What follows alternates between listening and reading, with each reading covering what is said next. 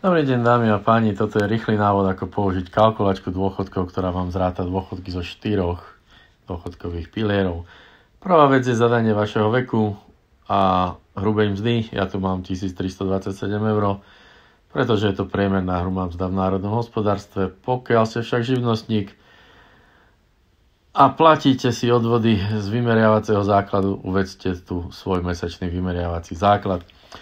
Ďalšia otázka je, koľko rokov plánujete poberať súkromné penzie. Samozrejme, dôchodok z sociálnej poisťovne je doživotný, s dôchodkami z 2., 3., 4. piliera sa dá trošku pohrať, tak preto 15 rokov očakávaného vyberania nasporených peňazí. Môžete si to zmeniť, čím viac rokov budete poberať, tým menšia bude mesačná suma. A naopak, vzhľadom na priemerné dožitie mužov okolo 15 a žien okolo 20, a je tých 15 rokov také celkom realistické.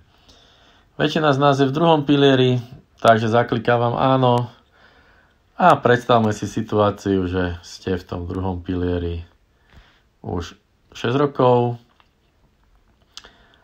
A ak máte po ruke výpis z vašeho účtu, zadajte nasporenú sumu. Pokiaľ výpis nemáte, algoritmus vašu nasporenú sumu odhadne. Väčšina z nás už v tomto čase je v predvolenej stratégii. Ak však máte v 2. pilieri iný fond, môžete si vybrať garantovaný zmiešaný indexový podľa toho, čo máte.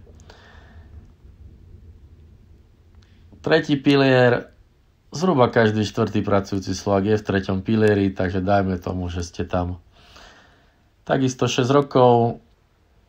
Neviete síce, koľko máte nasporené, ale viete, že zamestnávateľ vám prispieva 30 a vy sám si prispievate 15 eur do 3. piliera.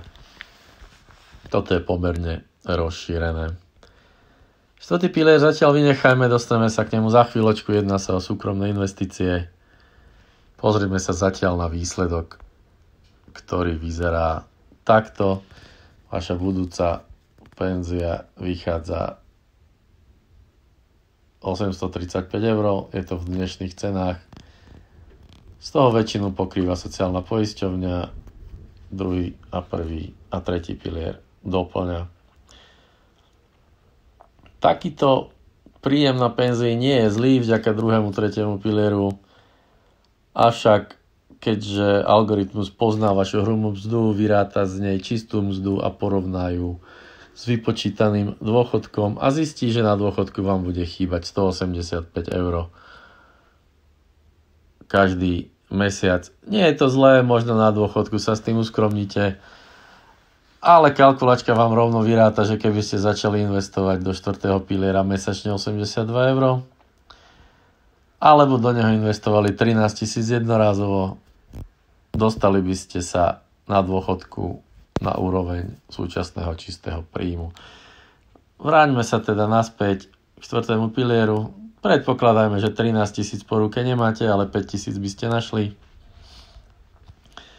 Takže jednorázovo môžete investovať 5 000 a k tomu ešte prípadne 50 prihodiť každý mesiac vo forme sporenia.